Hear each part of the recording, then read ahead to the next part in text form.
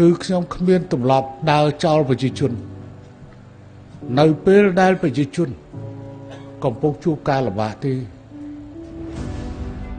ជាប់ទៅជាមួយនឹងពាក្យខ្មែរយើងតែនិយាយថា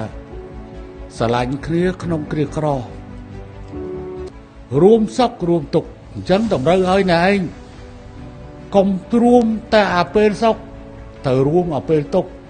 ណាហើយខ្ញុំនេះនៅពេលដែលប្រជាជនបានសុខសบายមិនសូវឃើញមុខខ្ញុំទេក៏ប៉ុន្តែបើប្រជាជនមានទុក្ខអានឹងមានមុខហ៊ុនសែនហើយអានឹងគឺថាជាទម្លាប់